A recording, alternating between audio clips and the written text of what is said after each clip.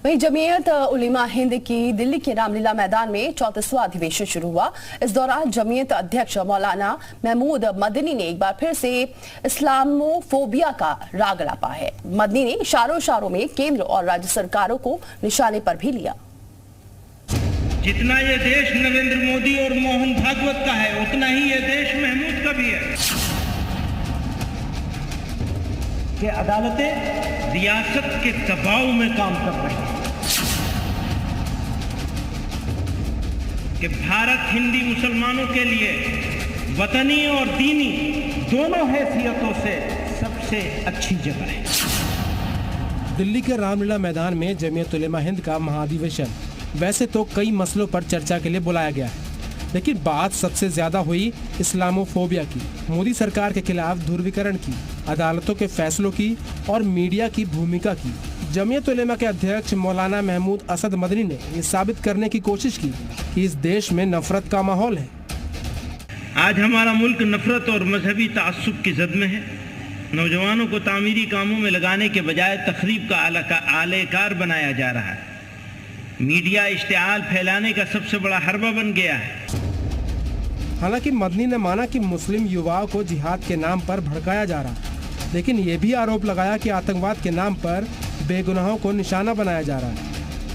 हम उम्मत के नौजवानों, तलबा की तंजीमों को खास तौर से मुतनब्बह करते हैं कि वह अंदरूनी और बैरूनी वतन दुश्मन अनासिर के यानी इंटरनल और एक्सटर्नल दुश्मनों के बराह रास्त निशाने पर हैं। उन्हें मायूस करने, होपलेस करने, भड़काने और गुमराह करने का हर हरबा इस्तेमाल किया जा रहा है। मदनी अभी भी यकीन दिलाते नजर आए कि ये देश सबका है और सबके लिए है, इशारों में ही सही, लेकिन ये भी कह दिया कि ये देश जितना मोदी का है, भागवत का है, उतना ही महमूद का भी। भारत हमारा वतन, जितना ये वतन नरेंद्र मोदी का, जितना ये वतन नरेंद्र मोदी और मोहन भागवत का है, उतना ही ये वतन महमूद का भी है। मदनी ने इस्लाम को सबसे पुराना धर्म बताया और कहा कि ये कहना गलत है कि इस्लाम बाहर से आया है, बल्कि ये इसी देश का धर्म है।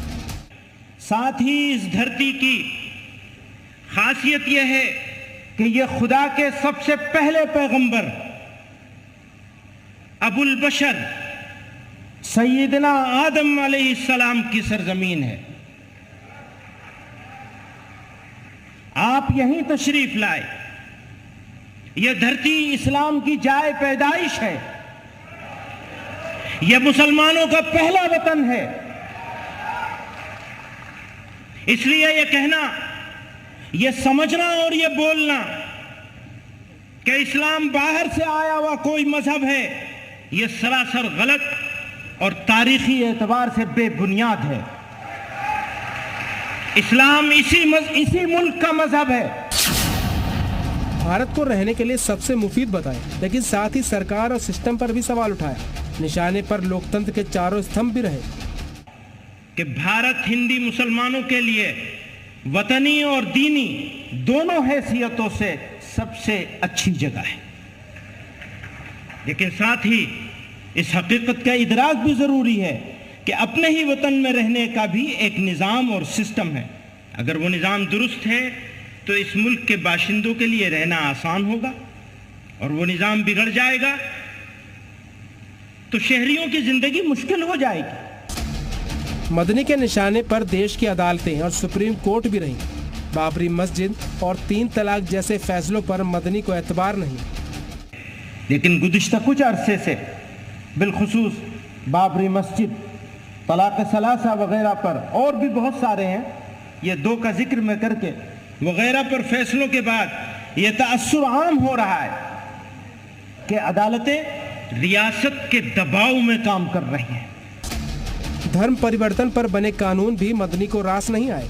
एक तरफ से उन्होंने धर्म परिवर्तन कराने वाले को बेगुनाह साबित करने की कोशिश की।